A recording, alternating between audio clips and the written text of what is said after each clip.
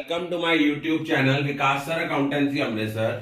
Today I am going to discuss about the cash flow statement.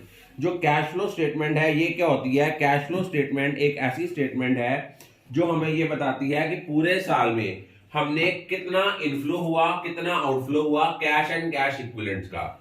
और जो accounting standard cash flow statement की preparation के साथ deal करता है वो है AS3 रिवाइज्ड।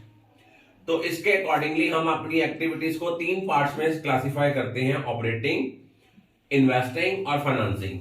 ऑपरेटिंग के लिए निकालने हैं net profit before tax and extra ordinary item. ये कैसे निकालते हैं? सरप्लस दिया होगा, बैलेंसिंग स्टेटमेंट ऑफ P&L को कैसे निकालेंगे?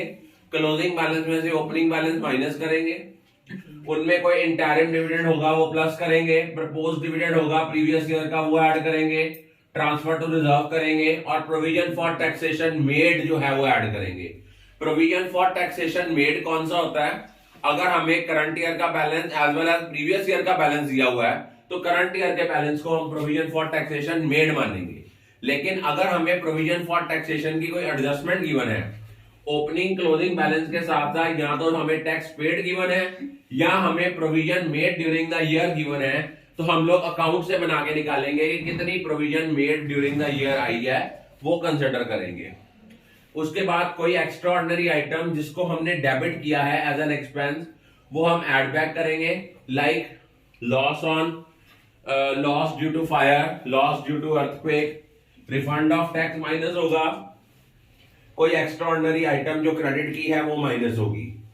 उसके बाद नॉन कैश और नॉन ऑपरेटिंग एक्सपेंसेस ऐड करेंगे। नॉन कैश का मतलब क्या होता है? जो खर्चे कैश में नहीं किए, just like the depreciation, amortisation of fixed assets, उसके बाद अमोर्टाइजेशन ऑफ फिक्स्ड एसेट नहीं, अमोर्टाइजेशन ऑफ इनटेंजिबल एसेट्स।